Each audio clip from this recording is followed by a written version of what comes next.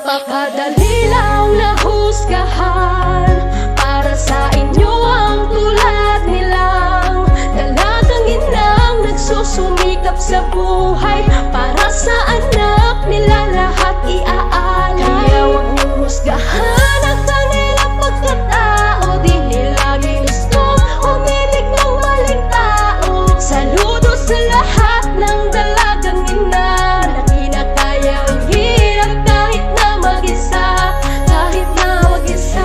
Alam mo ba na, saludo ako sa mga dalagang inang kagaya mo na tinitiis ang hirap ng mag-isa. Gutom at pagod, pawis at puyat, titiisin para lang gampanan ang tungkulin na dapat ama ang gumawa pero mas piniling takbuhan. Napakadaming ganyan na lalaki na walang alam gawin kundi magpatayo at magpatigas ng mga ano nila, pagkatapos pag nakabuo bigla ang lalayo.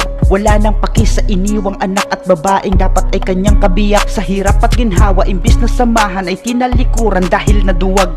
Pero kahit na ganun pa man ay patuloy na nagsisikap para lang sa kanyang anak.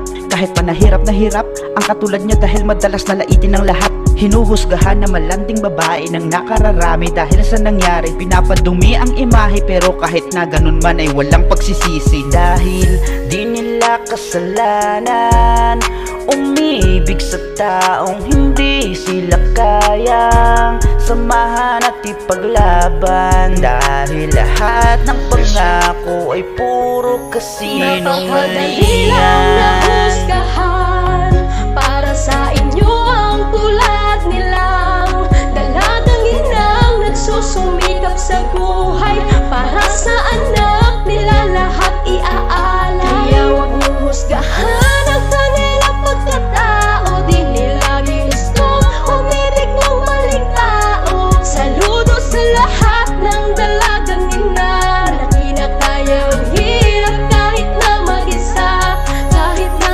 mag-isa.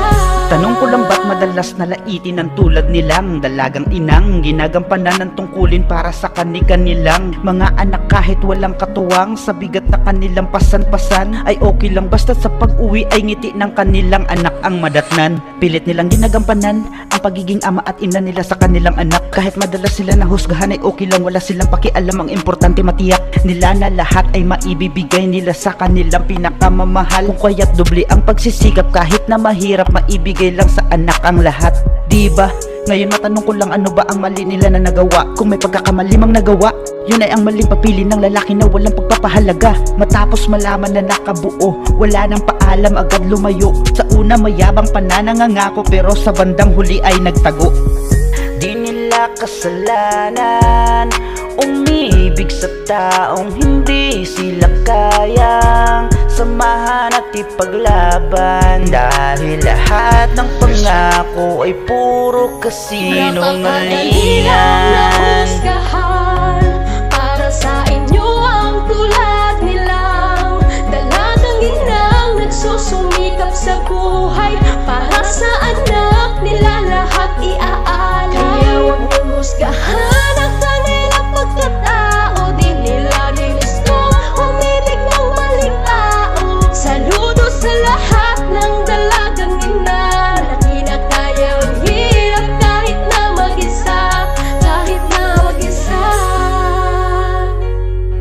Saludo sa lahat ng dalagang ina na kinakaya ang hirap kahit na mag-isa, kahit na mag-isa.